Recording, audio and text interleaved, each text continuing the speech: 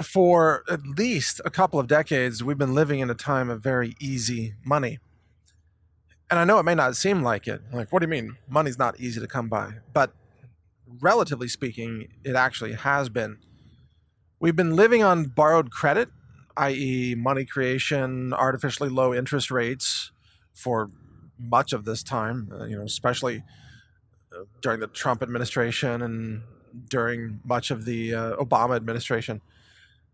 Interest rates were artificially low in order to create money and pump up the stock market and make everybody appear to be rich and boost housing prices, which makes people feel wealthier, and so they're more willing to spend money, and it boosts the economy. But it's a mirage, right? Because at the end of the day, the debts come due, the currency becomes worthless, the money printing ends eventually, and when it comes to an end, it's not an easy time for anybody. And part of the message I want to get across in this podcast is a message of being prepared for the kind of financial conservatism, not political, but just financially speaking, the conservative financial approach to living that we're all going to have to adopt in order to survive.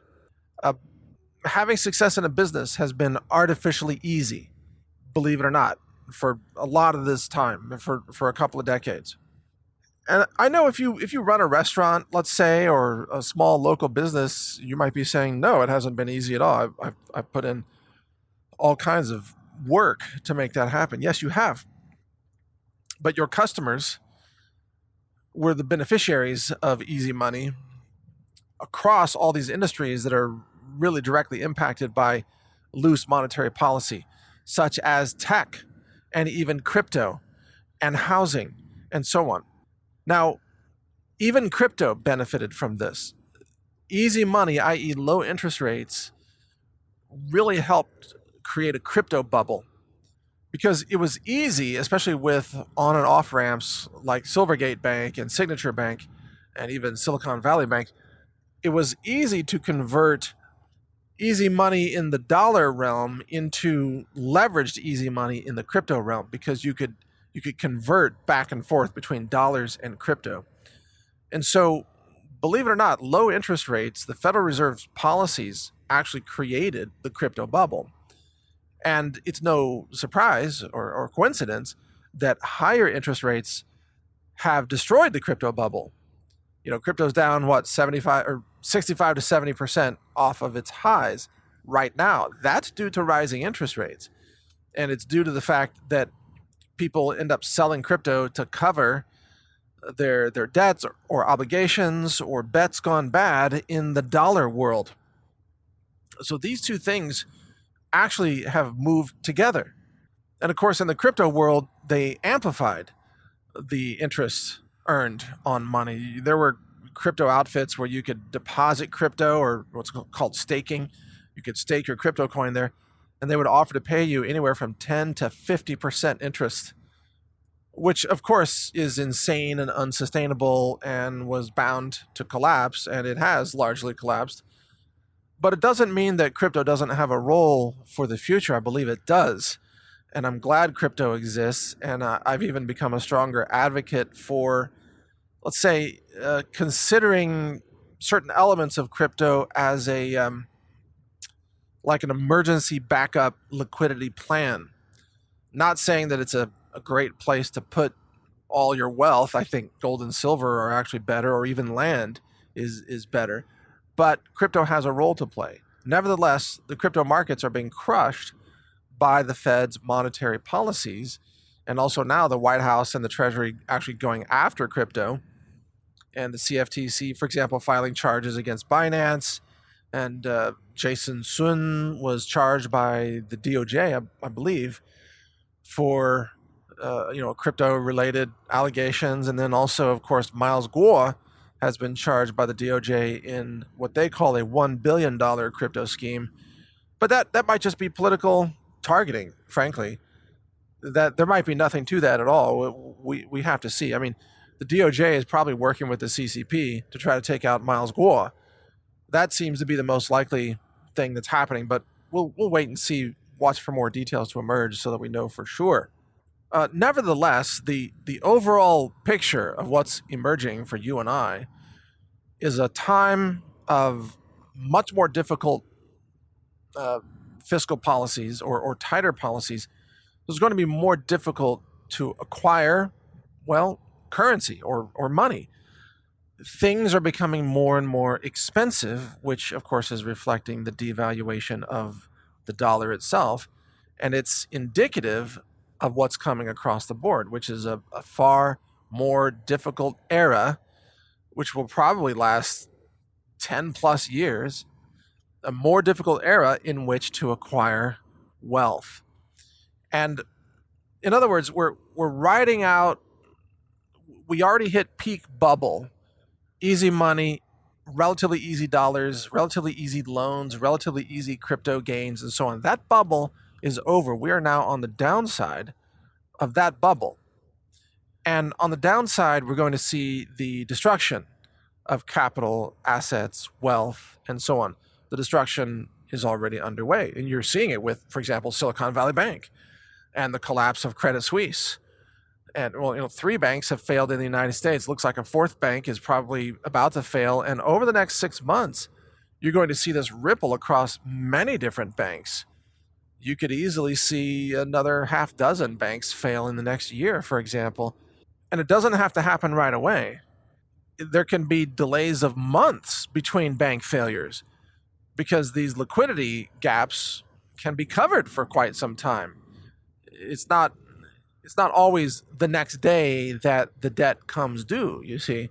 So it's really worth paying attention to this because those bank failures can kick in over time. And that's part of the wealth destruction. So again, to paint the big picture, we rode through the peak of relatively easy money. We're now on the downside of that bubble, which is going to be tightening, rising interest rates that we've seen now for quite some time, and also wealth destruction reflected in higher costs of goods, groceries, and so on. Now, how do you ride this? How do you surf this? If we're a surfer and there's this giant wave, what's the correct way to surf this so that you survive financially? And let me give you an example of what would have been perhaps the smartest move of all. But the overall concept is that at the peak, if you know when the peak is, at the peak, you convert the inflated assets into real assets. And then when the downturn comes, which we're in now, your real assets preserve and hold value, and you ride it out. At the end of the day, you end up owning real things, such as land and gold and silver and things like that, real estate, whatever.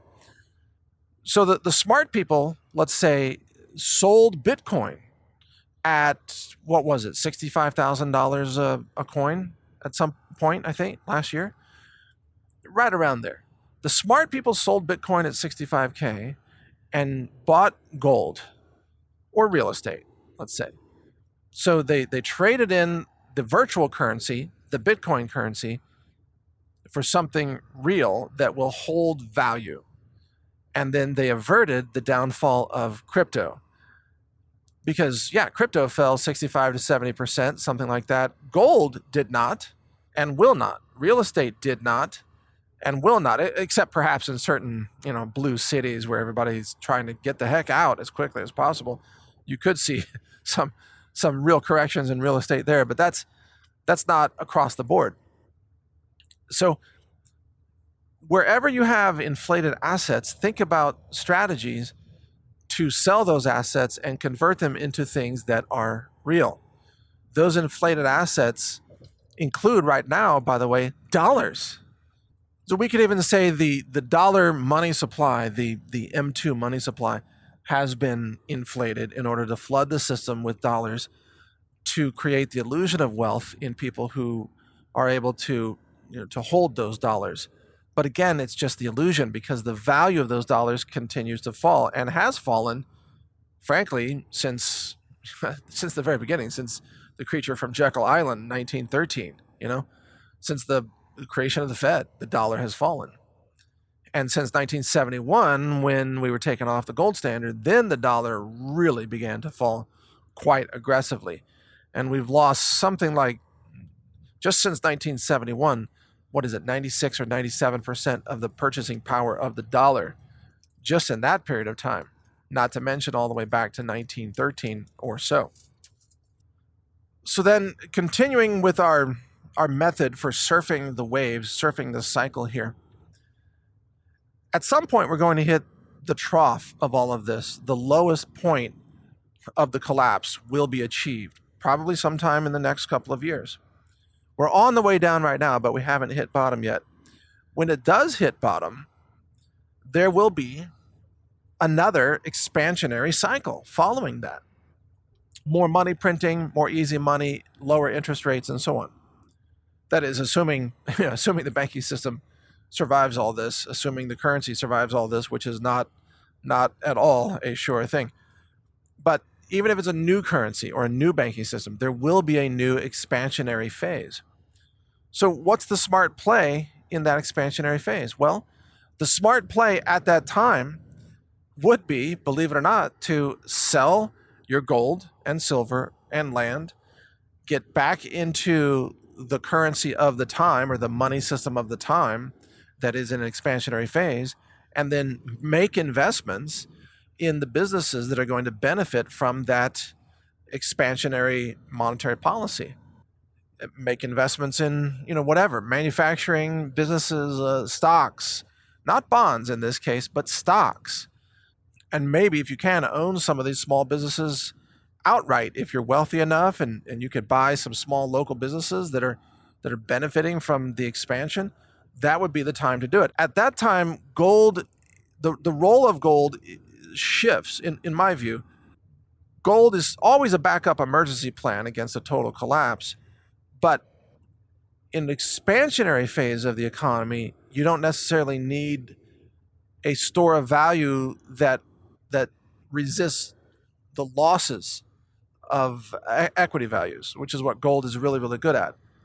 In an expansionary phase, it might make a lot of sense to sell your gold back to the gold dealers, and you're going to have some kind of spread on that. You'll lose a little bit, not too much. If you have a reputable gold dealer, you'll lose a little bit selling it back, maybe 2%, 3%, something like that, maybe 4%.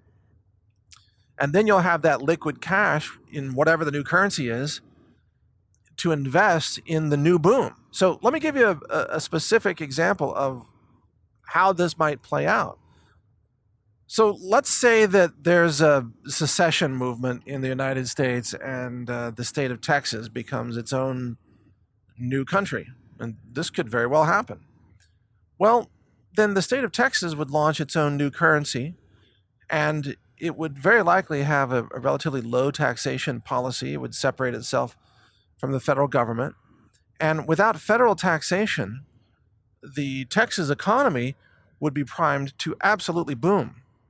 I mean, there could be a golden age of massive expansion and investment of people from all over the country bringing money into Texas and building new businesses and attracting investment funds and VC funds and new banks being set up. And Texas could become a financial hub for North America. And the business could be booming like crazy. Well, in that environment, sitting on gold doesn't now have the same purpose. Again, gold is always great as a backup, but in that environment, it actually makes a lot of sense to sell your gold, take that money and invest it into the boom, where it can be amplified by that booming expansionist economy. But then one day, of course, again, that boom will turn to a bust. These are the cycles of history: boom and bust, boom and bust. Bubbles pop. And you want to ride the upside of the bubble, but you want to get out at the top of the bubble and get into hard assets at the top of the bubble. But then at the bottom of the trough, sell your hard assets, get back into investments to ride the expansionary phase of all of this, you see? So these waves can take a very long time. It can be a couple of decades. We've been in this artificial expansion wave for a very long time, probably way too long, come to think of it. But if we are wise and we are nimble and we know how to move things around, and this is why I encourage you to have multiple bank accounts so that you can move funds around, then you can navigate this. You can get into gold or out of gold as is necessary. Right now, I say get into gold, get into silver, because we are on the way down in this cycle. The trough is not yet here. The trough may be still a couple of years away. So this is the time to be accumulating, in my opinion, but I'm not your financial advisor. Nevertheless, in my opinion, I say this is the time to accumulate hard assets and get out of the bubble of dollars. But whether or not you agree with that, do your own research, obviously. Whether or not you agree with that, the overall concept of moving in and out of these assets as you ride these waves, the peaks and the troughs, this makes a lot of sense. You need to preserve wealth when wealth is being destroyed, and then you need to magnify wealth when wealth is being created. So keep that in mind. And again, do your own research. These are just my opinions. I'm not a financial advisor. I'm not your financial advisor. But these are some of the strategies that I use and that a lot of other very successful people use. They're conservative strategies to preserve wealth when it matters so that you still have wealth remaining when you need it to make investments and ride the wave up. So thank you for listening. Mike Adams here, the Health Ranger, naturalnews.com, and also Brighteon.com. Take care. A global reset is coming, and that's why I've recorded a new 9-hour audiobook. It's called The Global Reset Survival Guide. You can download it for free by subscribing to the naturalnews.com email newsletter, which is also free. I'll describe how the monetary system fails. I also cover emergency medicine and first aid and what to buy to help you avoid infections. So download this guide. It's free. It's my gift to you simply because I want like-minded people to survive.